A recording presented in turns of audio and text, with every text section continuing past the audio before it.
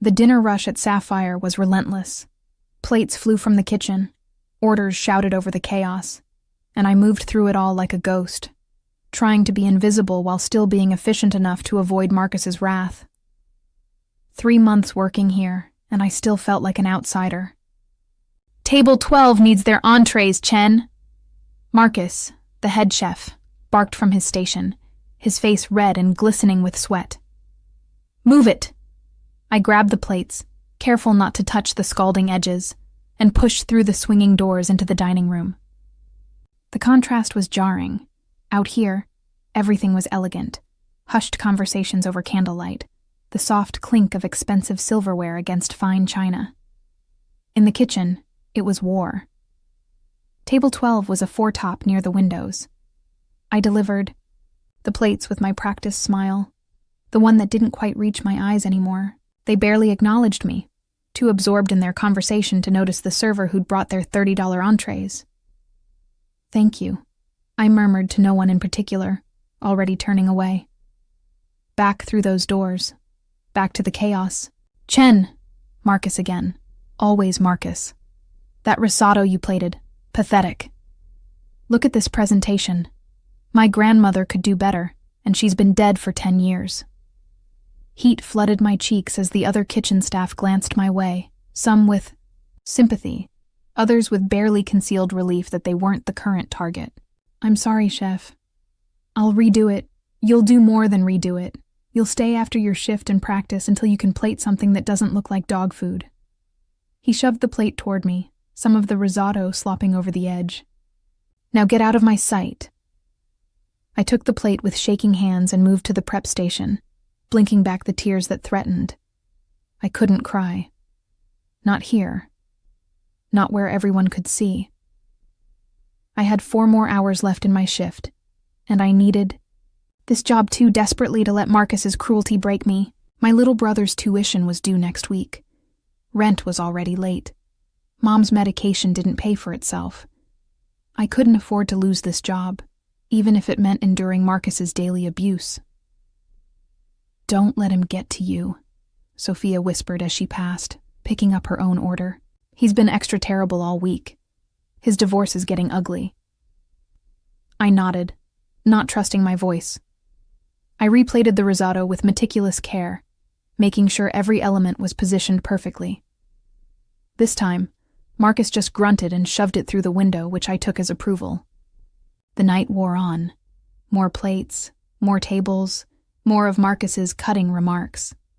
By 9 o'clock, my feet ached in the mandatory black heels, and my face hurt from maintaining that fake smile. "VIP section needs attention," Jordan, the floor manager, said as he passed. "Table 1. They just arrived. The VIP section." I hated the VIP section. That's where the truly wealthy came, the ones who treated servers like furniture. But it also meant bigger tips, which I desperately needed. I smoothed down my apron and made my way to the sectioned-off area. Only 1 table was occupied tonight. Unusual for a Friday. A man sat alone, his back to me, broad shoulders filling out an obviously expensive suit. "Good evening, sir. My name is Natalie, and I'll be—" He turned, and the words died in my throat. I'd never seen someone so carefully constructed to appear civilized while radiating danger. Dark hair swept back from a face that belonged on a Roman coin. Strong jaw, straight nose, lips that were almost too perfectly shaped. But it was his eyes that stopped me cold. Green, like jade or deep forest pools, and so intensely focused that I felt pinned in place. "Natalie," he said, my name sounding different in his voice. There was an accent there, Italian maybe, softening the consonants. "What do you recommend?" I blinked, trying to remember the menu I'd memorized. "The halibut is excellent tonight. Chef Marcus—" I stopped, not wanting to speak his name. "The kitchen is doing beautiful things with it." "Then I'll have that. And a bottle of your best Barolo." I nodded, scribbling the order with hands that weren't quite steady. Something about this man made the air feel thinner. "I'll put that in right away. Back to the kitchen. back through those swinging doors into hell. "Halibut for table 1, I called out, clipping the order to the line. "Table 1? Marcus's head snapped up. "The VIP? Who's out there?" "I don't know. A man? Alone? You don't know?" His voice rose dangerously. "You didn't get his name? Didn't verify his reservation?" My stomach sank. "Jordan sent me, I thought." "You thought? You thought?" He was advancing on me now, and I took an involuntary step back. "You don't get paid to think, Chen. You get paid to follow protocol. VIP guests get greeted by name. How hard is that to understand?" "I'm sorry, I'll go back and—" "No. You'll stay here and fix this order you've already screwed up." He grabbed a clean plate and slammed it on the counter. "Since you can't be trusted with simple service, you can prep the garnish, and do it right this time." My hands shook as I reached for the microgreens. Behind me, I could hear the other cooks whispering, the dishwasher Diego avoiding my gaze. Everyone knew better than to defend someone when Marcus was on a rampage.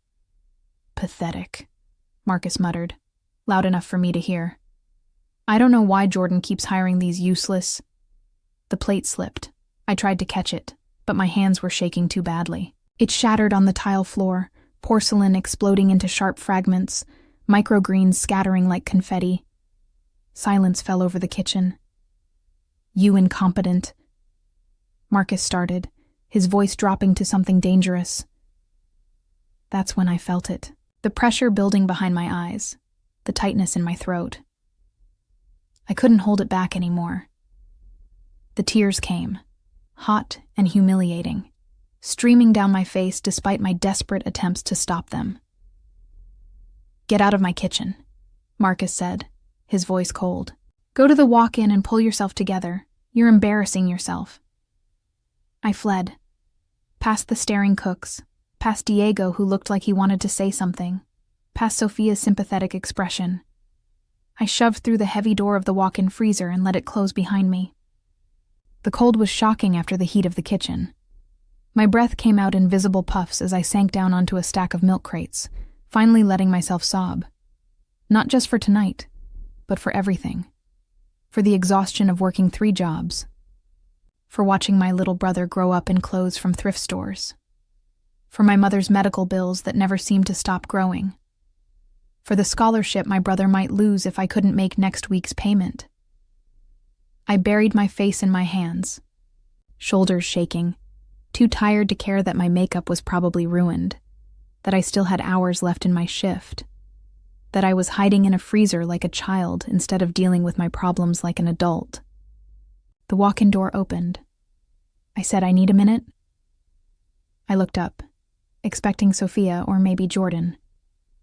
It wasn't them. The man from table 1 stood in the doorway, his tall frame filling the space, frost already forming on his dark suit. Those green eyes found me immediately, and something shifted in his expression. "Who did this?" His voice was quiet, controlled, but underneath I heard something that made my skin prickle. Danger. Real, lethal danger. "I'm sorry, sir. I'll be right out to finish your—" "Who did this?" Not a question, a demand.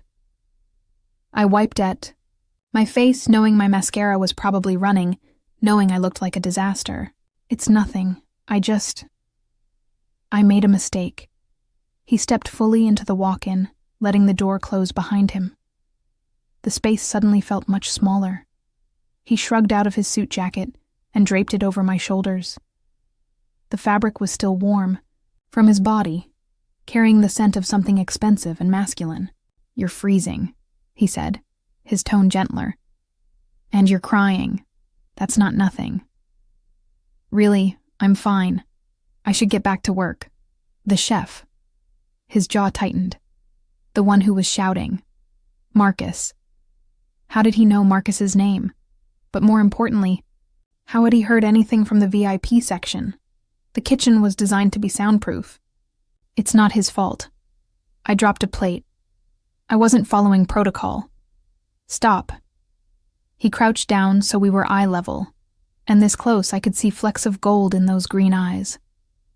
Stop making excuses for him. I heard everything. I heard how he spoke to you. How long has this been going on?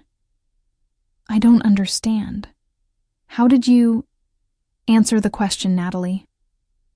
There was something in his voice, some quality of absolute authority, that made me answer honestly. 3 months. Since I started. Every shift?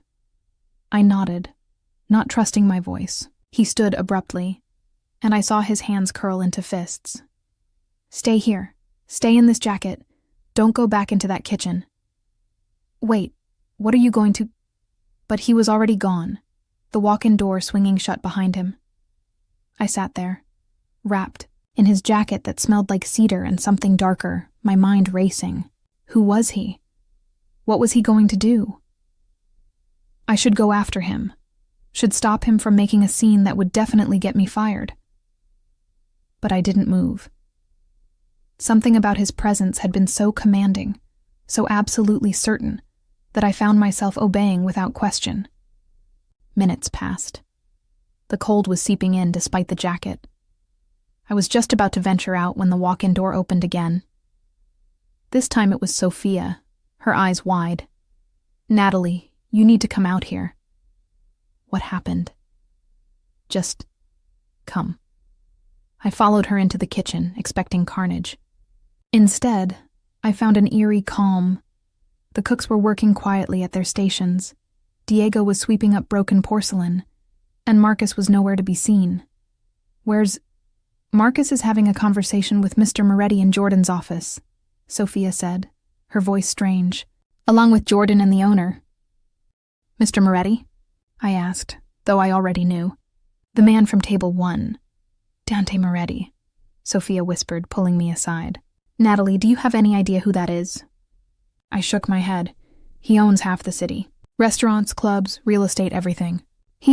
Well, there are rumors about his other business interests. The kind of business that makes people disappear if they cross him. She gripped my arm. What did you say to him? Nothing. He found me in the walk-in and asked who made me cry. That's all? That's all? Sophia looked at me like I'd grown a second head. Natalie, he shut down the entire kitchen, sent all the VIP orders back, demanded to speak to management immediately. He's been in that office for 10 minutes, and I've never seen Jordan look so scared. My blood ran cold. Oh God, I'm getting fired. I'm getting fired because I couldn't keep it together for one shift. I don't think you're the one getting fired, Sophia said quietly. As if summoned by her words, the office door opened. Jordan emerged first, his face pale and drawn. Then the owner, Mr. Chen, no relation, looking like he'd aged 10 years in 10 minutes, and then Marcus, escorted by 2 men in dark suits I hadn't seen before. His face was ashen, his chef's whites looking suddenly shabby and stained. He didn't meet anyone's eyes as he was led through the kitchen toward the back exit. Finally, Dante Moretti appeared in the doorway. His eyes scanned the kitchen until they found me. Natalie, my office, now.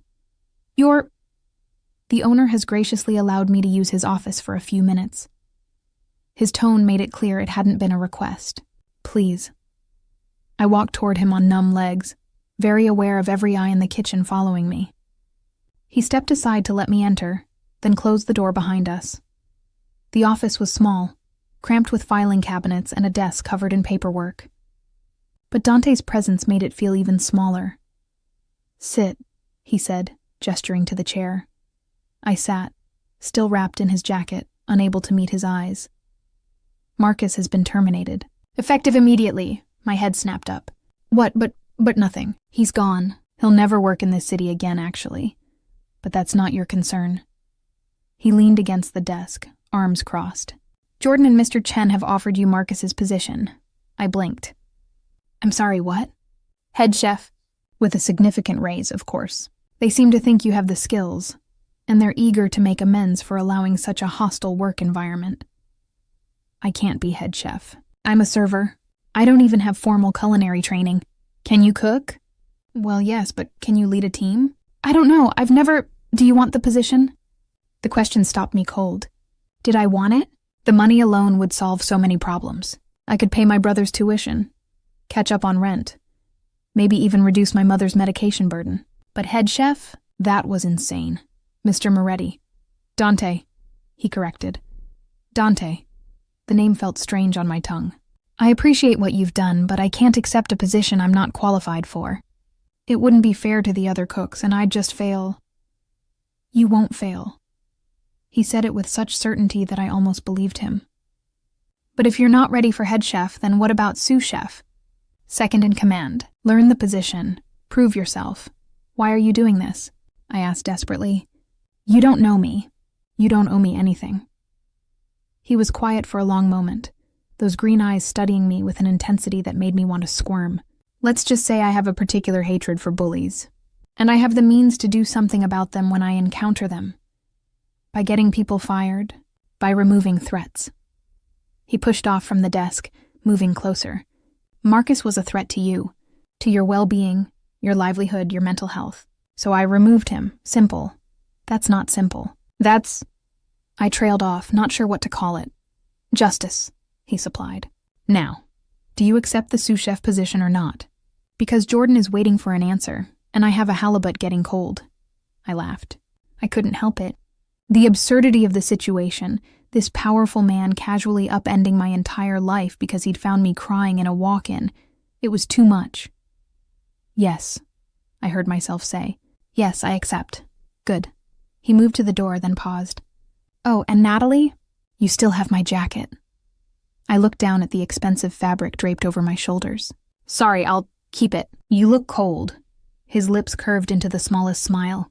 Consider it a welcome gift for your new position. Then he was gone, leaving me alone in the office, wrapped in a jacket that probably cost more than my monthly rent. My entire world shifted on its axis. Through the door, I could hear the kitchen coming back to life. Orders being called, plates being prepared. My new life, waiting on the other side. I stood, squared my shoulders, and walked back into the kitchen. Not as Natalie the server, but as Natalie the sous chef. And it all started because Dante Moretti had found me crying and asked one simple question. Who did this? The next morning, I stood in front of my bathroom mirror, staring at Dante Moretti's jacket hanging on the back of the door. In the harsh fluorescent light of my tiny apartment, it looked even more expensive, out of place against my thrift store furniture and peeling paint. I should return it. That was the professional thing to do. Wash it, have it pressed, bring it back to the restaurant and hope he came in again so I could give it back with a proper thank you. Except Sophia's words kept echoing in my head. He owns half the city. There are rumors about his other business interests, the kind that makes people disappear. What had I gotten myself into? My phone buzzed. A text from Jordan. Chef meeting at 2 p.m. before dinner service. Don't be late. Chef meeting. I was going to a chef meeting. As sous chef. The reality of it hit me again, making my stomach flip. I'd barely slept, my mind replaying the events of last night on an endless loop. The way Dante had looked at me in the walk-in, the controlled fury in his voice when he'd asked who did this, the ease with which he'd dismantled Marcus's career. And underneath it all, the way my heart had raced when he draped his jacket over my shoulders. When those green eyes had studied my face like he was memorizing every detail. Stop it, I told myself firmly. He helped you because he hates bullies. That's all. Don't read anything else into it. I dressed carefully for my shift, black pants, white chef's coat that Jordan had given me last night, hair pulled back in a tight bun, professional, capable. Not at all like someone who'd been found crying in a freezer less than 12 hours ago. The restaurant looked different in daylight. Less magical, more mundane. I entered through the back and the kitchen staff looked up as I walked in. There she is, called out Pierre, one of the line cooks. Our new boss. I'm not your boss, I said quickly. I'm sous chef. We'll be working together. Still can't believe Marcus is gone, said another cook, Tommy. 15 years he worked here. 15 years of being a tyrant, Pierre countered. Good riddance. All right, I said, uncomfortable with the attention. Let's focus on prep. Dinner service starts in 6 hours. I threw myself into work, finding comfort in the familiar rhythms of the kitchen, checking inventory, prepping vegetables, reviewing tonight's specials. The new head chef wouldn't start until next week, which meant I was effectively running the kitchen. The thought terrified me, but I couldn't let it show. At 2 o'clock, Jordan called me into the office. Mr. Chen was there too, along with 2 people I didn't recognize. "Natalie, thank you for coming," Mr. Chen said, his usual stern expression softened slightly. "I want to apologize for not addressing the situation with Marcus sooner. Several staff members have come forward since last night, sharing their own experiences. We failed you all." "Thank you, sir. This is Sarah from HR." He gestured to a woman in a gray suit. "And this is our attorney, Michael. They have some paperwork for you to sign regarding your new position." The next hour was a blur of contracts and tax forms and direct deposit information. My new salary made my eyes water, nearly triple what I'd been making as a server. It still wasn't enough to solve all my problems, but it was a start. A real start. "One more thing," Mr. Chen said as I was gathering the papers. "Mr. Moretti has reserved table 1 for tonight. He requested specifically that you visit his table when you have a moment." My stomach dropped. "He's coming back? Apparently he enjoyed the halibut so much, he wants to try tonight's special." Mr. Chen's expression was unreadable. "I trust you'll make sure he's well taken care of." "Of course," I managed, though my mouth had gone dry. Dinner service started smoothly. The kitchen had a different energy without Marcus. Still intense, still fast-paced, but lacking the undercurrent of fear.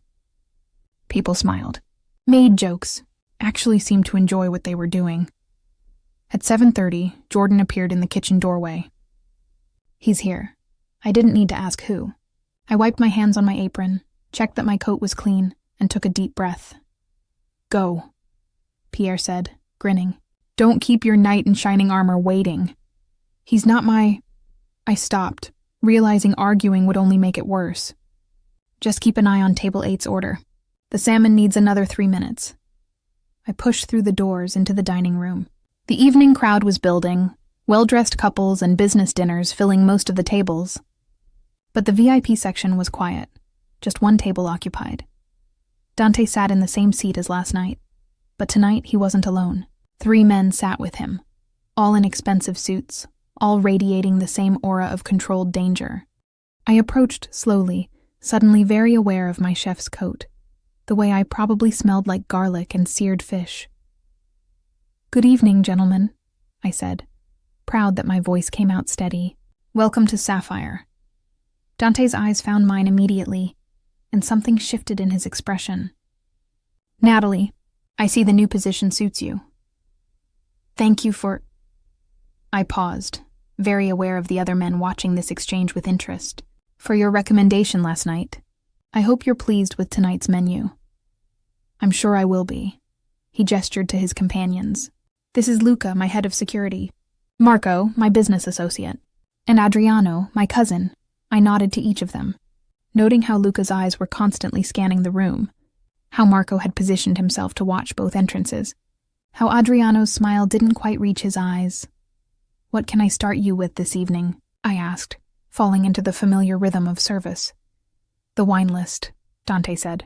"And perhaps your recommendation for tonight's special?" We discussed the menu, his companions occasionally chiming in with questions. Through it all, I felt Dante's eyes on me, assessing, considering. It should have made me uncomfortable. Instead, it made me hyper-aware of every movement, every word. When I returned to the kitchen with their order, Sophia was waiting. "So, what happened?" "Nothing happened. I took their order." "He's here with his inner circle, Nat. That's significant." "It's just dinner," I insisted, though even I didn't believe it. The night progressed. I plated their entrees myself, making sure every element was perfect. When I delivered them personally, Dante nodded his approval. "Exceptional," he said after his first bite. "You have real talent." "Thank you, but I can't take all the credit." "Pierre did most of—" "Accept the compliment, Natalie." His tone was gentle but firm. "You earned it." I excused myself and retreated to the kitchen, my cheeks burning. What was happening? Why did his simple praise affect me so much? By 10 o'clock, the dinner rush had ended. Most tables were finishing dessert or having after-dinner drinks. I was doing final checks when Jordan found me again.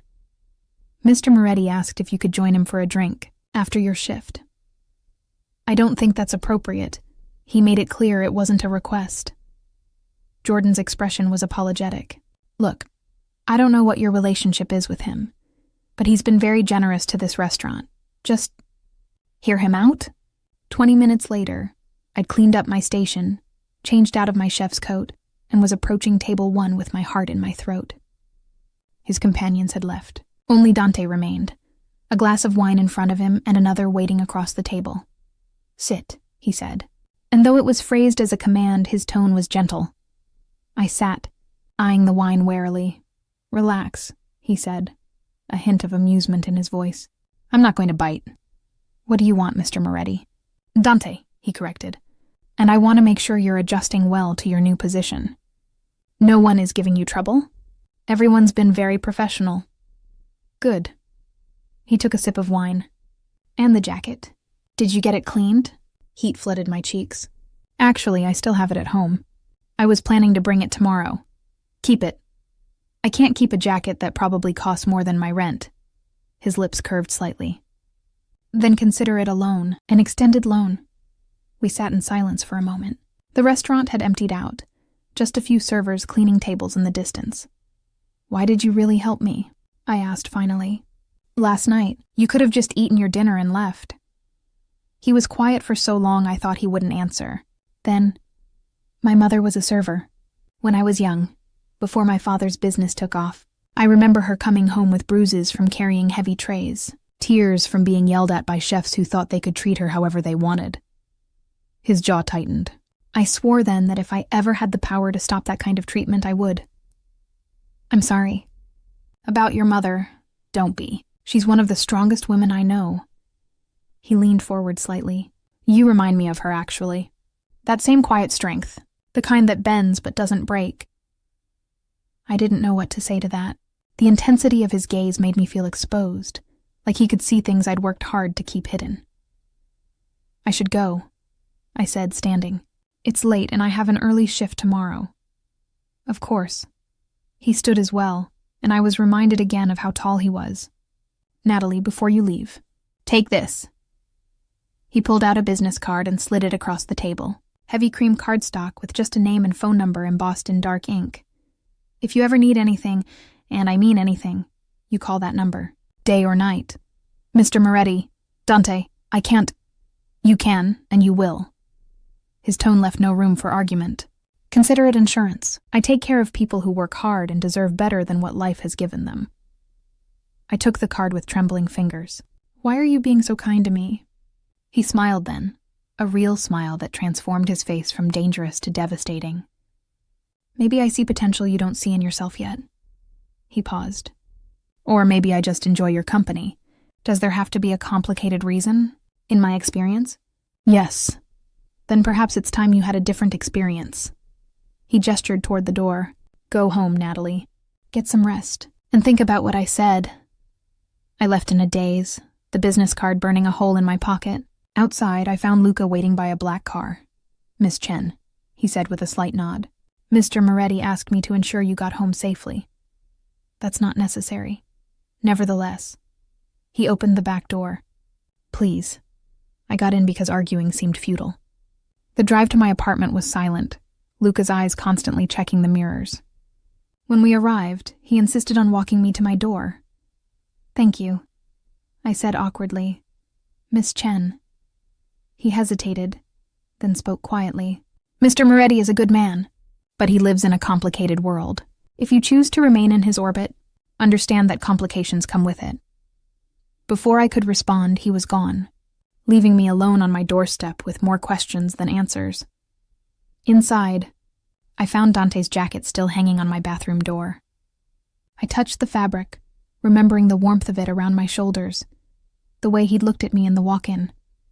Who did this? Such simple words, but they'd changed everything. My phone buzzed. "An unknown number. Sleep well, Natalie. Tomorrow is a new day." D.I. stared at the message, my heart racing. How did he have my number? When had he gotten it? Another message followed. "Jordan gave it to me. I hope you don't mind. If you do, tell me and I'll delete it." I should tell him to delete it. Should establish boundaries before whatever this was went any further. Instead, I typed back, "Good night, Dante, and thank you." For everything. His response was immediate. "You're welcome. The first of many things I hope to do for you." I fell asleep with my phone in my hand, Dante's jacket visible in the darkness, and the feeling that my life had just taken a turn I couldn't predict or control. But for the first time in years, that uncertainty didn't terrify me. It thrilled me. 3 weeks passed in a blur of early mornings and late nights. The new head chef, a soft-spoken woman named Claire, was everything Marcus wasn't: patient, encouraging, willing to teach. Under her guidance, I was learning things I never imagined I could do. And every night, Dante came to the restaurant. Not always to eat. Sometimes he just appeared in the kitchen doorway during prep, watching me work with those intense green eyes. Other times he sat at table 1 for hours, conducting business meetings while occasionally glancing toward the kitchen windows. We texted daily now. Simple things at first. Him asking how my shift went, me thanking him again for his help. But gradually the conversations deepened. He told me about growing up in Sicily, about his mother's cooking, about the restaurant his family had owned before coming to America. I told him about my brother Tommy, about how I'd dropped out of culinary school when Mom got sick, about the scholarship Tommy might lose if I couldn't keep up with payments. How much? He'd texted last night. "It's not your problem," I'd responded. "How much, Natalie?" I'd told him. $12,000. The message sat there for several minutes with no response, and I'd regretted saying anything. Then, "Consider it handled." "Dante, no. I can't accept. It's already done. The payment will be made anonymously. Your brother will never know it came from me." I'd stared at my phone, torn between gratitude and something else. Something that felt dangerously like dependence. "Why do you keep doing this?" I'd typed, "Because I can. Because you deserve help. Because watching you struggle when I have the means to fix it feels wrong. I don't want to owe you. You don't owe me anything, Natalie. This isn't a transaction. It's a gift." Now, standing in the kitchen during afternoon prep, I couldn't stop thinking about it. $12,000. Just gone, paid, handled. Like it was nothing to him. "Earth to Nat," Sophia said, waving a hand in front of my face. "You've been dicing that onion for 5 minutes. I think it's dead." I looked down at the cutting board. She was right. The onion was practically liquefied. Sorry, distracted. "By a certain green-eyed regular, perhaps?" She grinned. "He's here, by the way. Just sat down at his table." My heart did that annoying flutter it had started doing whenever I heard he was here. It's 3 in the afternoon. We're not even open for dinner yet. Apparently Jordan made an exception. Go on, go see what he wants. I wiped my hands, checked my appearance in the reflection of a steel surface, hair escaping my bun, face flushed from the heat, and headed out to the dining room. Dante sat alone at table 1, papers spread before him, a laptop open. He looked up as I approached, and that slight smile I'd come to recognize curved his lips. "Natalie, I hope I'm not interrupting your prep." "You are, but I'll forgive you this time." I gestured at his setup.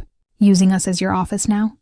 The lighting is better here than at my actual office, and the company is far more appealing." His eyes held mine. "Sit with me for a moment?" "Dante, I'm working 5 minutes, please." I glanced back toward the kitchen. Claire caught my eye and nodded, shooing me away. I sat, very aware of how intimate this felt. The empty restaurant, the afternoon light streaming through the windows. Just the 2 of us. "I wanted to thank you," he said. "Thank me. For what?" "For not fighting me on Tommy's tuition. I know you wanted to." "How did you?" "You type very aggressively when you're conflicted. I could practically feel your frustration through the phone." His expression sobered. "I know it's difficult for you to accept help. But Natalie, I have more money than I could spend in 3 lifetimes. Letting it sit in accounts doing nothing when it could change someone's life? That's wasteful. You barely know me. I know enough. I know you work yourself to exhaustion for your family. I know you have talent you've never had the chance to fully develop. I know you cry in walk-in freezers instead of showing weakness in front of people who don't deserve your vulnerability." He leaned forward. "I know that you're remarkable, even if you don't see it yet." Heat flooded my cheeks. You can't just say things like that. Why not? They're true. Because I struggled for words. Because this is starting to feel like something it shouldn't be.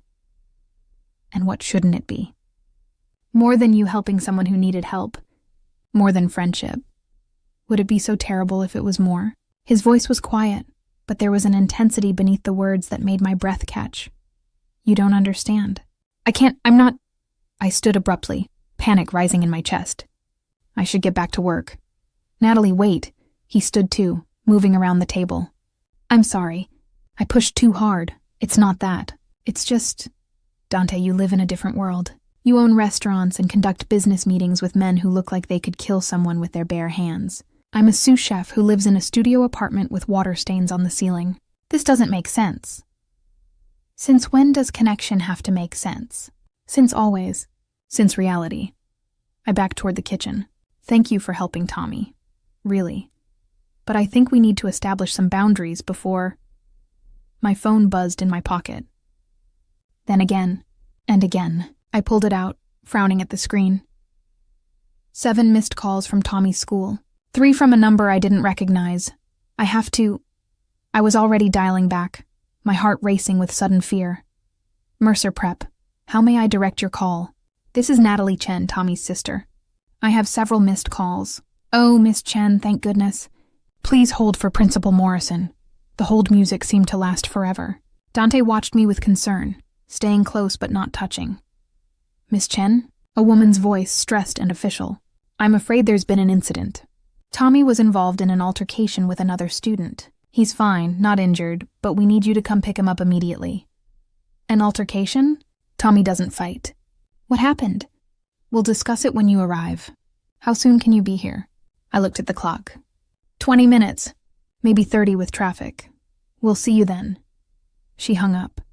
I stood frozen, my mind racing. Tommy had never been in a fight in his life. He was gentle, studious, the kid who brought home stray cats and cried over sad movies. What's wrong? Dante asked quietly. My brother. Something happened at school.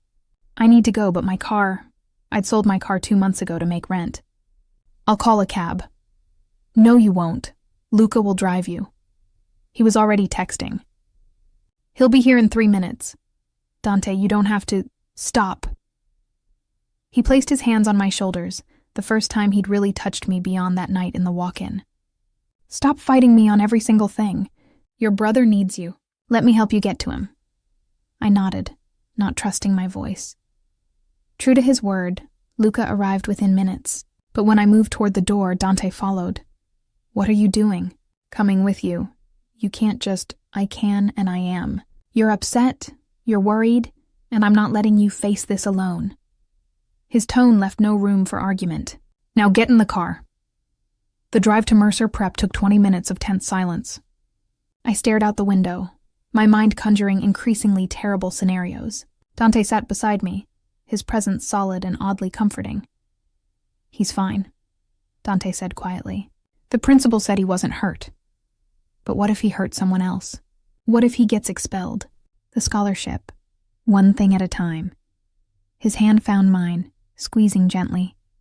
Breathe, Natalie. At the school, Principal Morrison met us in her office. Tommy sat slumped in a chair, his eye swelling shut, his shirt torn. When he saw me, his face crumpled. I'm sorry, Nat. I'm so sorry. I rushed to him, checking his injuries. What happened? Who did this? Miss Chen, Principal Morrison interrupted. Perhaps we should discuss this in private. I'm staying, Dante said, his voice carrying that tone of absolute authority I'd heard in the walk-in. Go ahead, Principal. She looked between us, clearly uncertain about this strange man in an expensive suit who'd arrived with the student's guardian. But something in Dante's expression made her acquiesce. Tommy was involved in a physical altercation with Brandon Reeves. According to witnesses, Brandon made some inappropriate comments about Tommy's family situation. Tommy reacted physically. What kind of comments? I asked, my voice dangerous. Tommy looked down. He said Mom was dying because we're too poor to afford real medicine. He said you're probably sleeping with your boss to keep your job. He said, his voice broke. He said things about you, Nat. I couldn't just let him. White-hot rage flooded through me. And what's being done about Brandon? He's been suspended for 3 days. The comments were certainly inappropriate, but Tommy threw the first punch. After sustained verbal harassment, Dante interrupted smoothly. Which, if I recall correctly, constitutes bullying under the school's code of conduct. Principal Morrison blinked. I'm sorry, Mr. Moretti. I'm a family friend. He pulled out his phone, scrolling through something. Section 4.2 of your student handbook states that verbal harassment of a student or their family members is grounds for suspension or expulsion, depending on severity. Section 4.3 states that physical self-defense in response to harassment will be reviewed on a case-by-case basis. He looked up. Unless your handbook has changed in the last year? No, but then I suggest you review this case more carefully. Because from where I'm sitting, Tommy was defending his family's honor against a bully who should face more serious consequences than a 3-day vacation. The principal's face had gone pale. I'll need to discuss this with the board. You do that. In the meantime, Tommy will not be punished for defending himself. Is that clear? Mr. Moretti, I don't think you understand the position you're putting me in. Oh, I understand perfectly. Just as I'm sure you understand that Mercer Prep receives substantial donations from the Moretti Foundation each year, it would be unfortunate if those donations were reconsidered because the school failed to protect a scholarship student from bullying. The room went silent. Principal Morrison looked like she'd swallowed something bitter. I'll review the case again. Tommy, you can return to class. We'll be in touch about the final decision. Outside, in the hallway, Tommy looked at Dante with something like awe. That was so cool. Who are you? A friend of your sister's. Dante extended his hand. Dante Moretti. Wait, Moretti? Like the Moretti Foundation that funded the new science lab? The same. Tommy's eyes widened. He looked at me, questions clear on his face. I'd have to answer them later. Come on, I said, putting my arm around him. Let's get some ice on that eye. In the car, Tommy peppered Dante with questions about the foundation, about philanthropy, about a dozen other things I couldn't focus on. I was too busy replaying what had just happened. Dante had threatened to pull funding from a school. For Tommy, for me, without hesitation, Natalie, Dante's voice pulled me from my thoughts. Where should Luca take Tommy? Home? Our apartment it's not really set up for guests. I looked at Tommy's swelling eye. We should probably stop at urgent care first, make sure nothing's broken. Luca, take us to Dr. Rivera, Dante instructed. He's a friend. He'll see Tommy immediately. Dante, we can just go to... Dr. Rivera is the best, and he owes me a favor. He looked at me, his expression gentle. Please, let me do this. I nodded, too exhausted to fight anymore. Dr. Rivera's office was in a building I'd never be able to afford on my own. But true to Dante's word, we were seen immediately. Tommy's eye wasn't broken, just badly bruised. The doctor prescribed ice and rest. By the time we left, it was after 6. I'd missed my entire shift. I need to call Claire, I said, pulling out my phone. Already handled, Dante said. I texted Jordan. He knows it was a family emergency. Of course he did. Of course he'd thought of everything. Take them home, Luca, Dante said when we reached the car. Then to me, unless you'd rather come back to the restaurant, we could get you both some dinner. We should go home, I said quietly. Tommy needs rest. The drive to my apartment complex was silent. When we pulled up, I could see Dante taking in the graffiti-covered walls, the broken security gate, the general air of neglect. His jaw tightened. Thank you, I said, helping Tommy out. For everything today. I don't know what we would have... Natalie. He got out of the car, coming around to stand in front of me. I need to say something, and I need you to really hear me. I nodded, my heart pounding.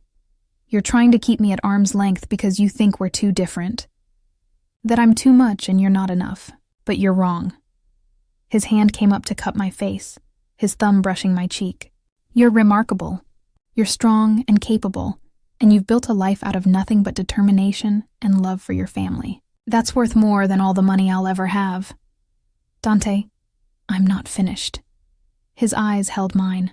I know this is fast. I know you're scared. But I need you to understand something. When I found you crying in that walk-in, when I saw how broken you were, Something in me shifted. I wanted to protect you, to help you, to be the person who makes sure you never feel that helpless again. I'm not a charity case. No, you're not. You're the woman who's been occupying my thoughts every waking moment for 3 weeks. The woman I text goodnight to even when I'm in the middle of important meetings. The woman I keep coming back to see, even though I have a dozen other restaurants I should be checking on. My breath caught. What are you saying? I'm saying I want more than friendship, Natalie. I want to take you to dinner, a real dinner where you're not working. I want to know everything about you. I want to be the person you call when things go wrong. His thumb brushed my cheek again. I want you to stop fighting this thing between us and just let it happen. This is insane. We barely know each other.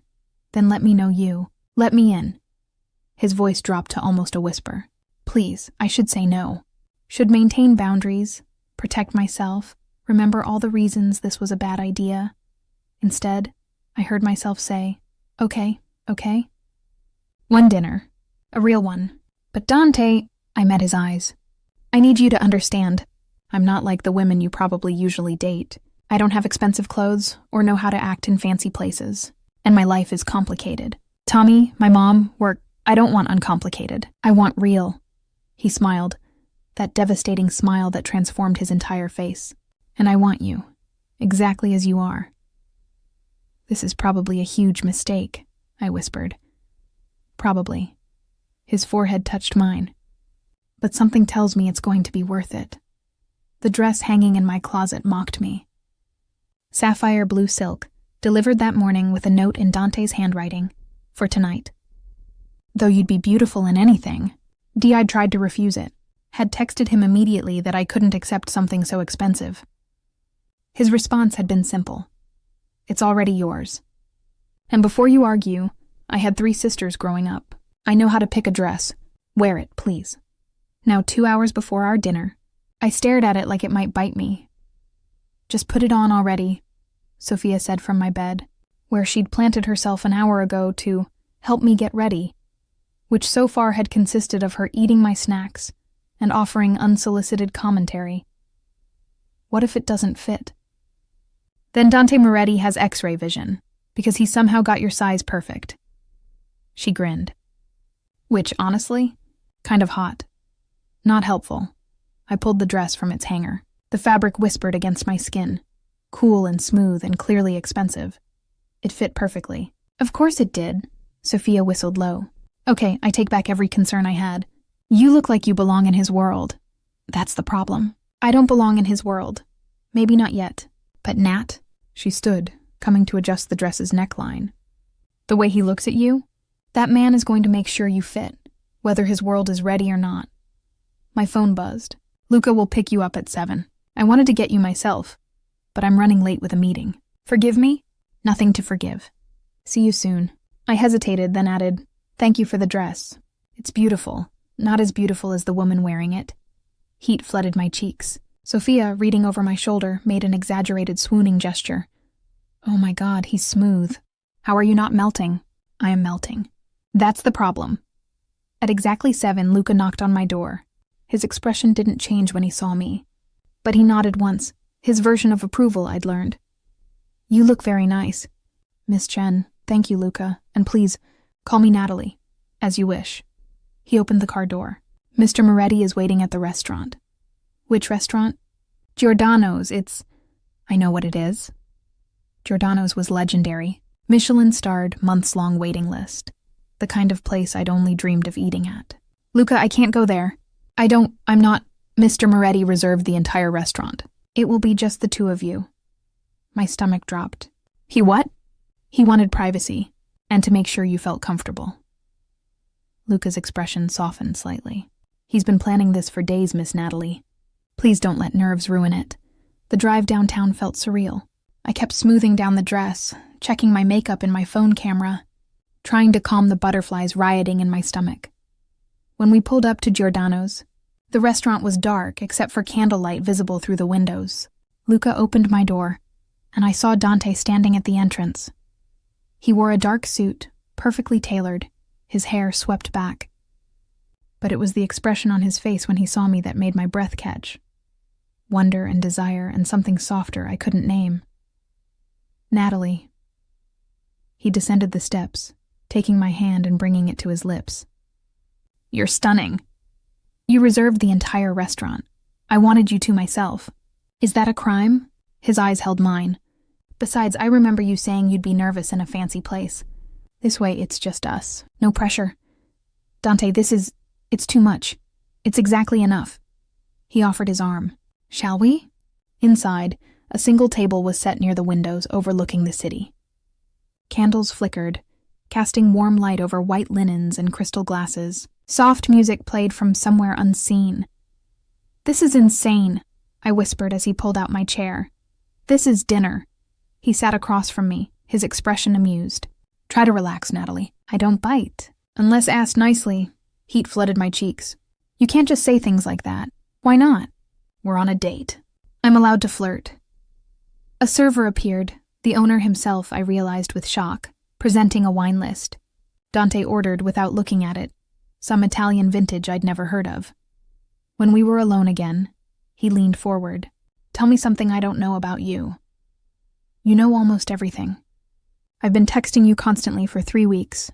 I know the facts. I want the details. His eyes held mine. What's your favorite memory? I thought about it.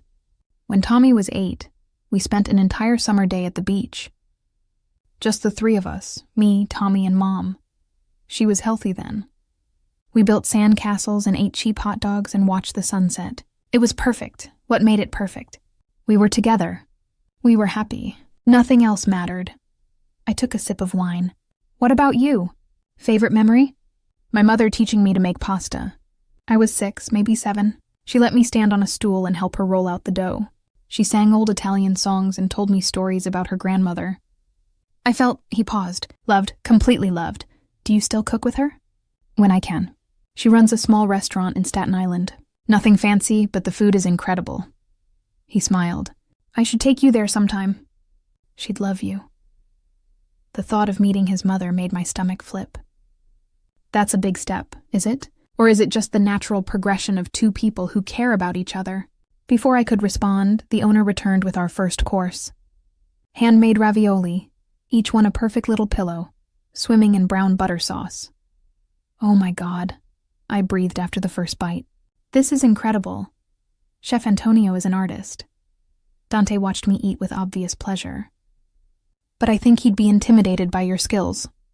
Claire tells me you've been creating some innovative dishes. Claire talks about me to you? I may have called to check on how you were doing. As an investor in the restaurant, of course. Of course. I shook my head. Do you always micromanage like this? Only when I care about the outcome. The meal continued, course after course of perfection.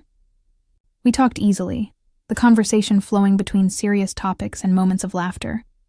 With Dante, I felt seen in a way I never had before. Like every word I said mattered.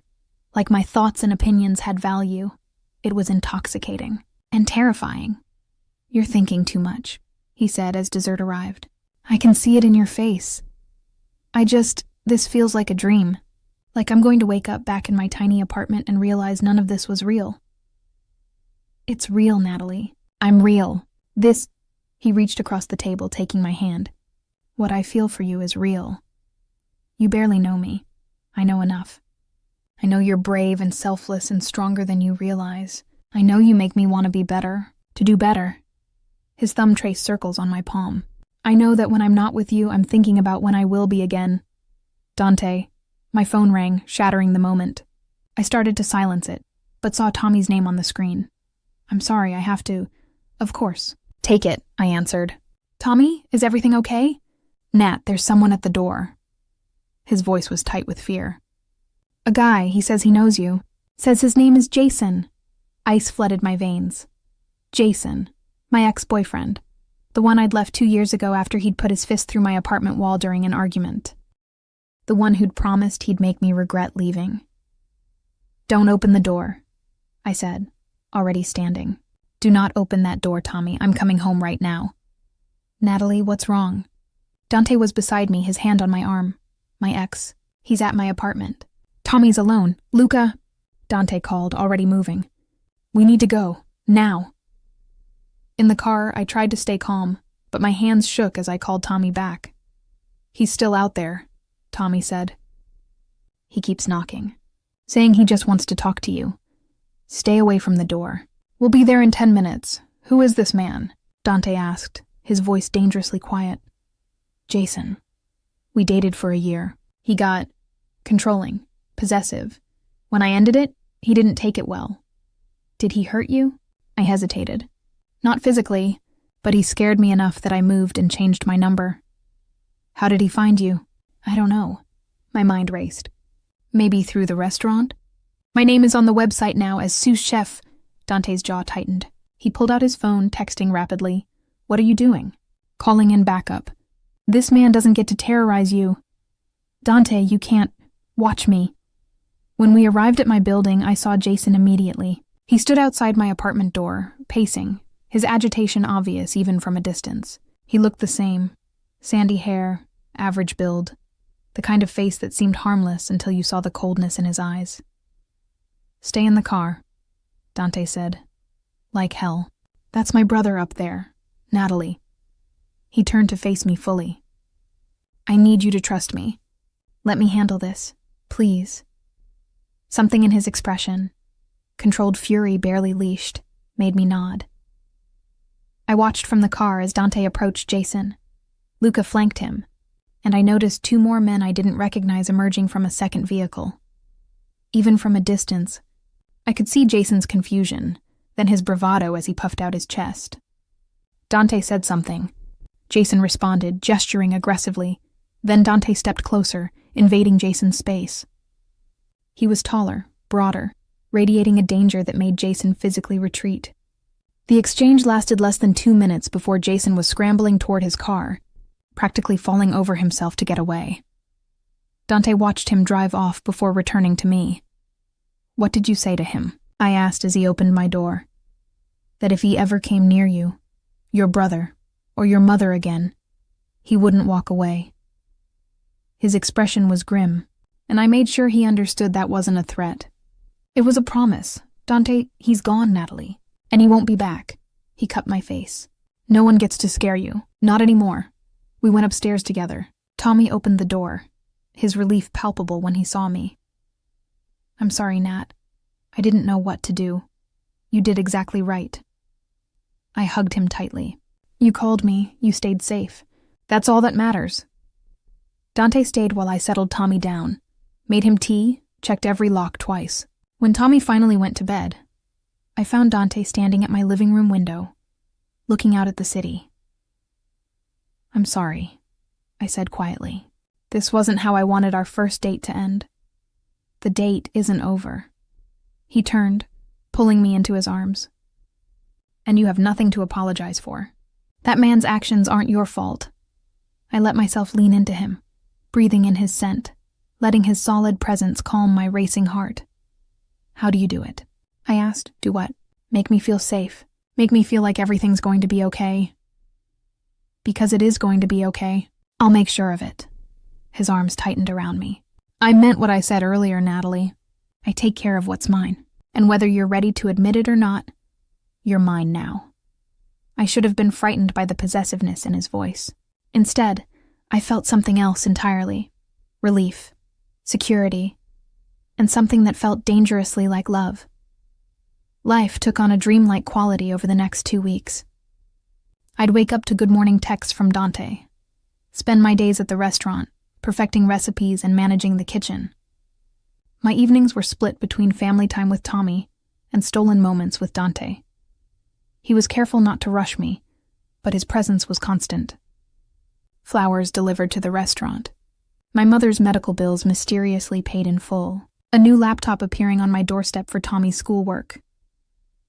You have to stop, I told him one night, as we walked through the park near my apartment. I can't keep accepting all these things. Why not? He pulled me closer, his arm around my waist. I like taking care of you. Because it feels like I'm being bought. He stopped walking, turning to face me. Is that really what you think? That this is some kind of transaction? No, but, Natalie, I grew up with nothing. I watched my mother work herself to exhaustion just to keep food on the table. I swore that if I ever had money, I'd use it to help people I cared about. His hand cupped my face. Letting you struggle when I can easily help? That would kill me. I just want to make sure this is real. That you're not just what? Playing some game? Amusing myself with the pretty sous chef? His voice held an edge I'd never heard before. You think I reserve entire restaurants and deal with violent ex-boyfriends for fun? I didn't mean, I love you. The words hung in the air between us.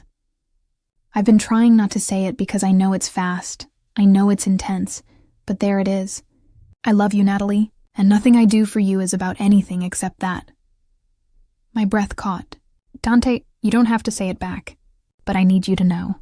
To understand that this isn't temporary for me. You're not temporary. I kissed him then, pouring everything I couldn't say into it. When we broke apart, his eyes had darkened to forest green. Let's get you home, he said, his voice rough. Before I forget, I'm trying to be a gentleman. The next morning, I arrived at the restaurant to find chaos. Claire met me at the door, her face pale. What's wrong? I asked immediately. Someone broke in last night. The kitchen is... Natalie, it's bad. I pushed past her into the kitchen and stopped cold. Every surface had been vandalized, expensive equipment smashed, food stores contaminated, and on the wall, spray-painted in red, "Mind your business." Oh my God. My hands shook as I pulled out my phone. Have you called the police? They're on their way. Jordan's in his office with Mr. Chen, trying to figure out what to do. Claire's voice cracked. We're supposed to open for dinner in 8 hours.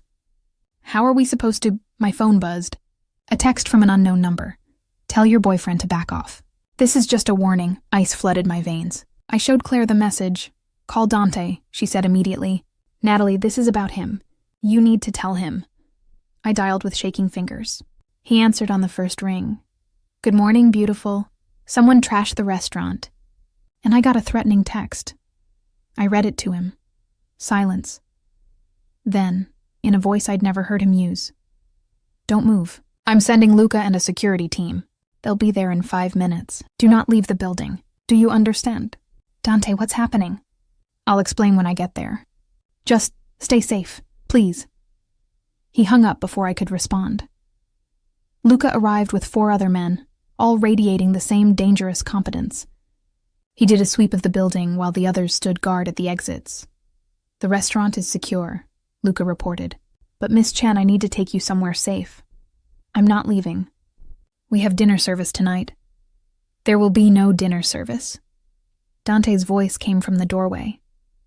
He strode in, his expression thunderous, and pulled me into his arms. Are you hurt? No, I'm fine. But Dante, what is this? Who would... Victor Constantine. He bit out the name.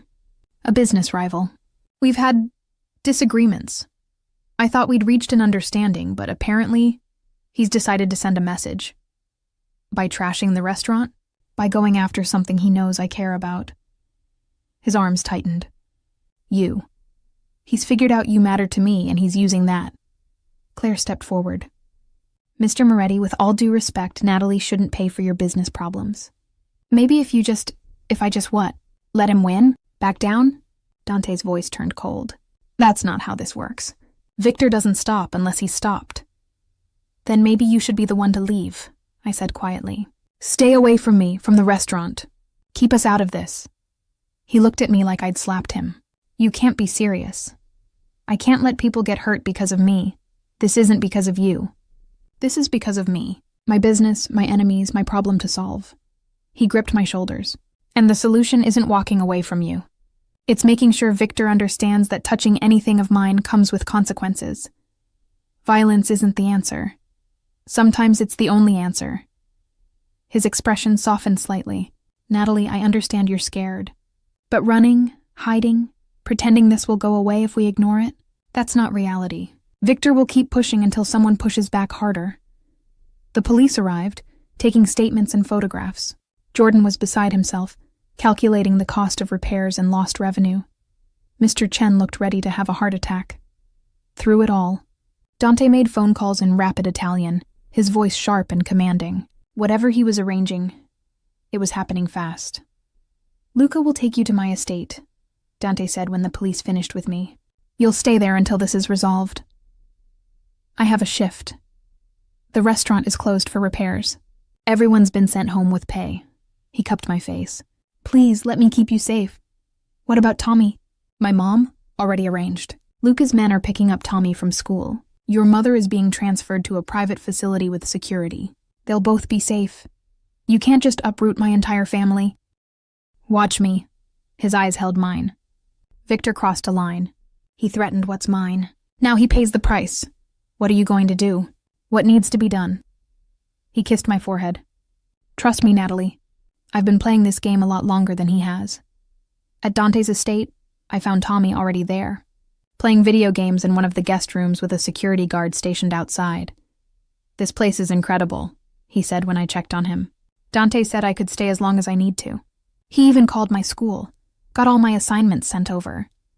Of course he did. I sat beside him. Tommy, are you scared? A little. But mostly I'm just... Nat, Dante really cares about you. Like, really cares. No guy has ever gone this far for you, I know. That's what scares me. Why? Isn't it good that someone wants to protect you for once? Out of the mouths of teenagers. It is good. I'm just not used to it.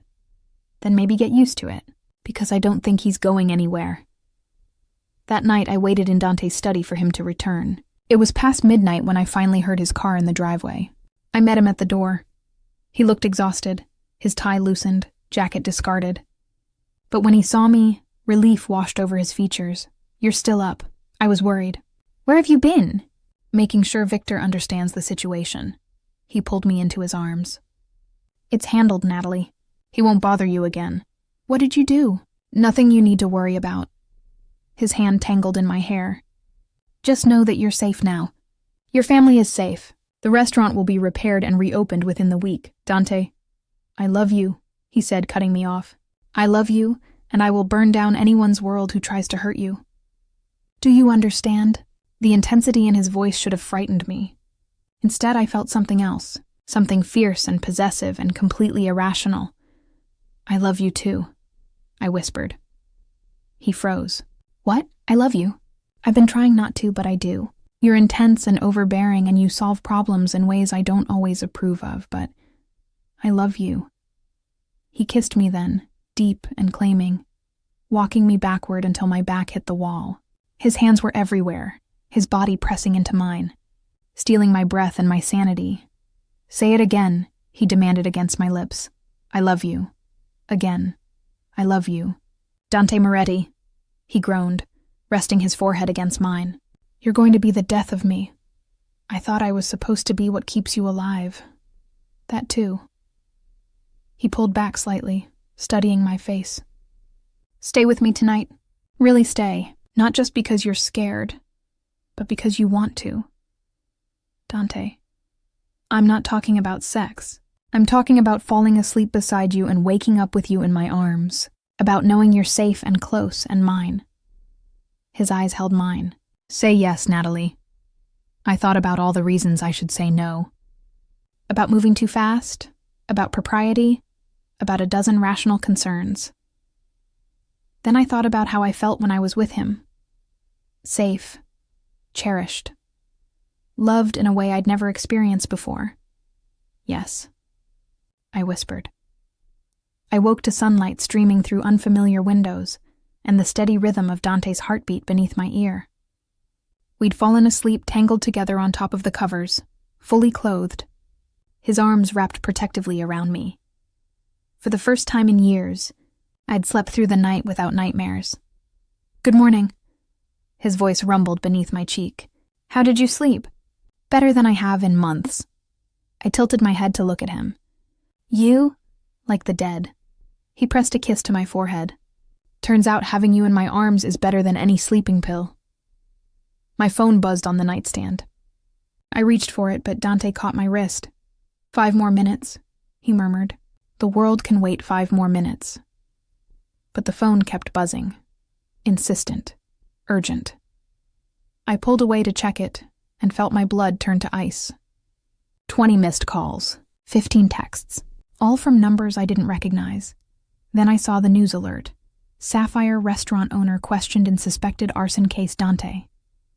My voice came out strangled. What did you do?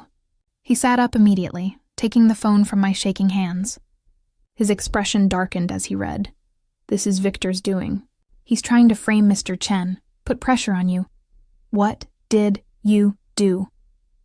I stood, backing away from the bed. You said it was handled. You said Victor wouldn't bother us again. What does that mean, Dante? He stood too, moving toward me with his hands raised. Natalie, calm down. Don't tell me to calm down. Did you burn down one of Victor's properties? Did you hurt someone?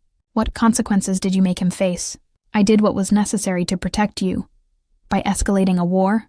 By making things worse? My voice rose. God, I was so stupid. I let myself believe you were different, that you weren't just another violent man solving problems with threats, and I am different. His voice turned cold. The men I deal with, the world I operate in, it doesn't respond to polite conversation. It responds to power, to consequences. And that's supposed to make me feel better?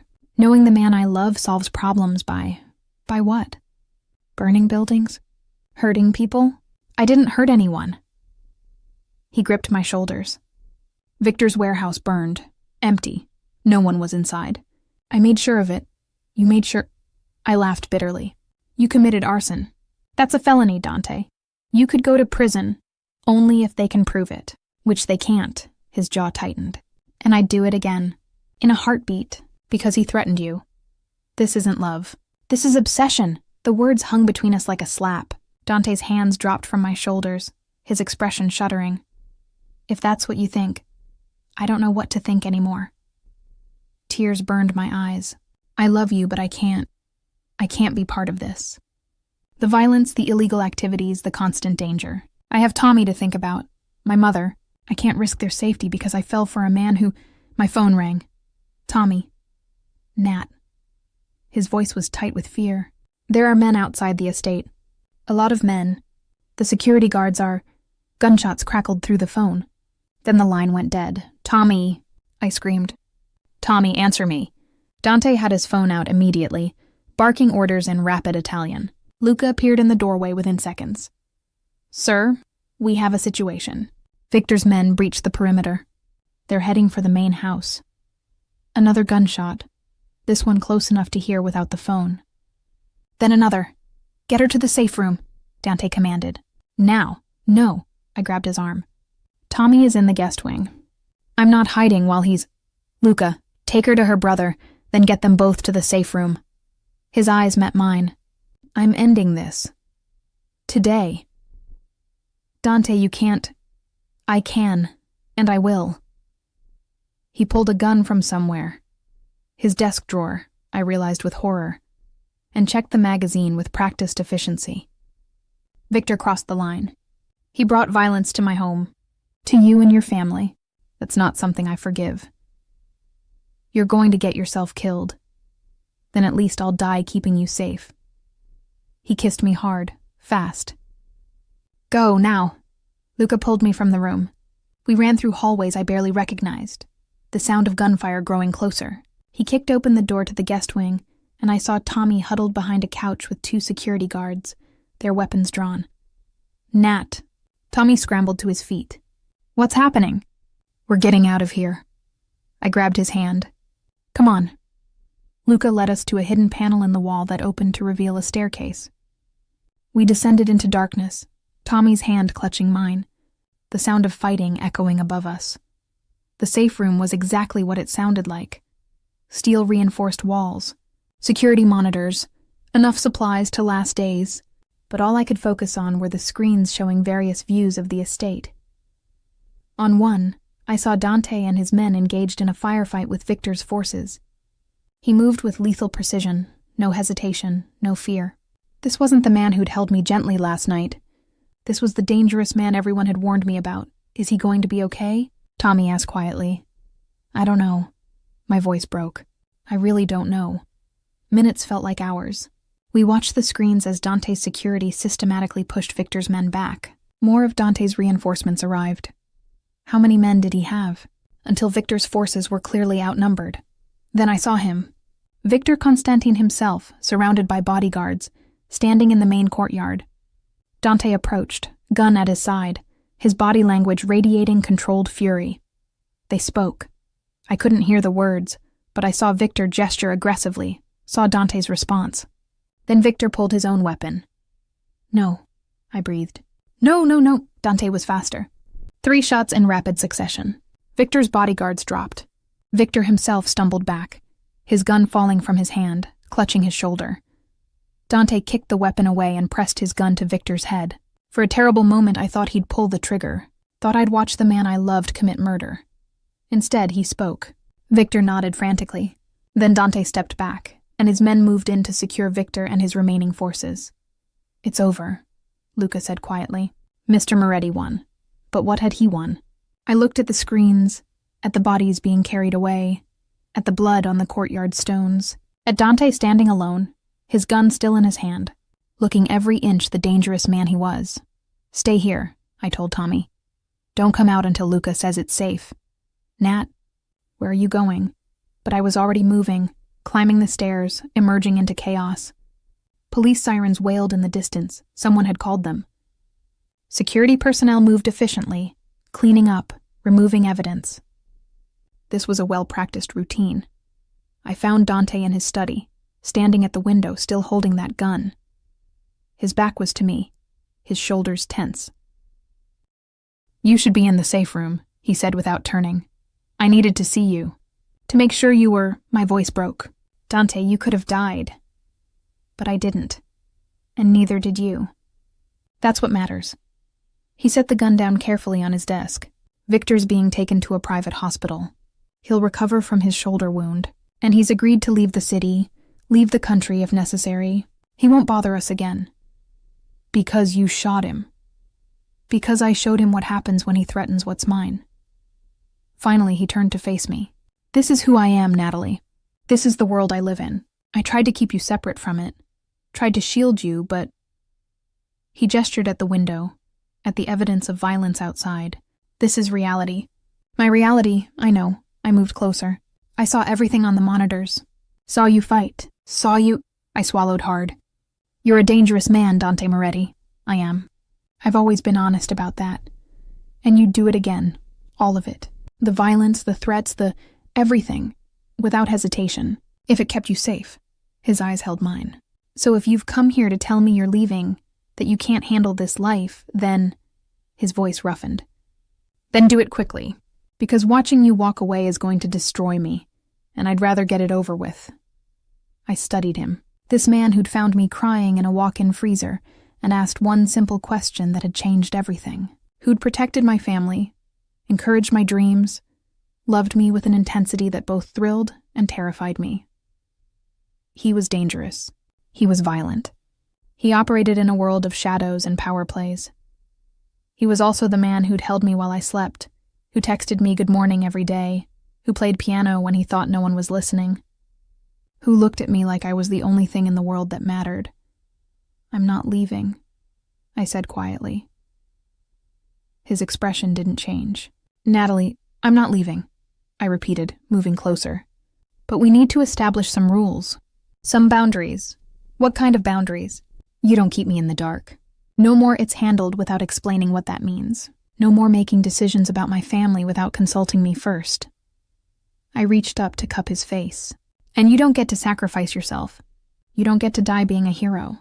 Because if you die, you leave me alone in a world that suddenly doesn't make sense anymore. And that's not acceptable. Natalie, I love you, Dante, all of you. Even the dangerous parts that scare me. Even the parts that solve problems with violence because that's the only language your world understands." My thumb brushed his cheek. "But I need you to love me enough to stay alive. To be smart about the risks you take. Can you do that?" He pulled me into his arms so tightly I could barely breathe. "I can try.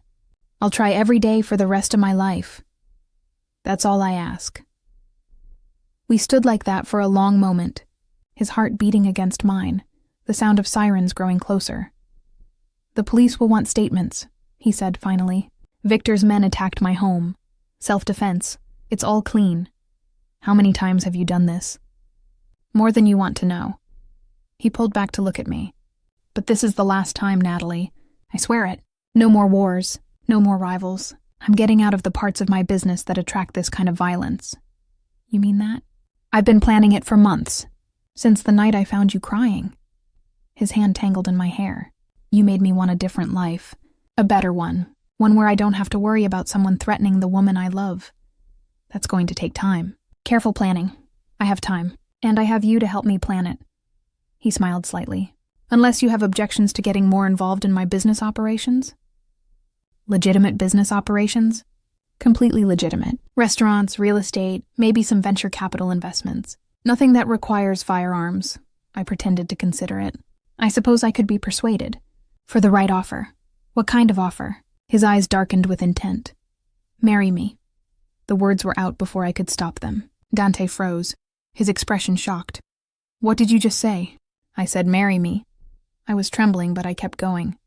Not now, not tomorrow, but someday, when this is all sorted out. When we've built something real and stable and legal. Marry me, Dante Moretti. Natalie, you can't... Women don't... He stopped, laughed, and the sound was filled with wonder. Did you just propose to me? Yes. Is that a problem? It's perfect. You're perfect. He kissed me deeply, thoroughly. Yes. Whenever you're ready, however you want it, the answer is yes. The police arrived. We spent hours giving statements, answering questions. The story was simple. Victor Constantine, a known criminal, had attacked Dante's estate. Security had defended the property. Everything was legal, justified, clean. By evening, it was over. Victor was on a plane out of the country, his remaining operations seized by authorities. The estate was being cleaned and repaired, and I stood in Dante's study with Tommy, watching the sunset paint the sky in shades of gold and red. So you're really staying? Tommy asked. With him? After everything? I'm really staying. And he's really going legitimate? He's really trying. I put my arm around my brother. Is that okay with you? Nat, the guy literally went to war for you. I think he's earned some points. Tommy grinned. Plus, this place has an amazing gaming setup. I could get used to visiting. 3 months later, I stood in the restored kitchen of Sapphire, now under new ownership, mine and Dante's joint venture. Claire had agreed to stay on as head chef, with me taking on a new role as culinary director. We were expanding, opening 2 more locations. All of it legitimate and legal and everything I'd dreamed of. Dante appeared in the kitchen doorway, watching me work with that expression I'd come to know so well. Love and pride and possessiveness all mixed together. Busy night? He asked, fully booked. How was your meeting? Productive. The last of the offshore accounts have been closed. Everything's clean now. He moved closer, pulling me into his arms despite the flour on my apron. I'm officially boring and legitimate. You could never be boring. I kissed him. Though I have to say, I prefer this version of you. The one who comes home every night without bullet holes. It's growing on me too.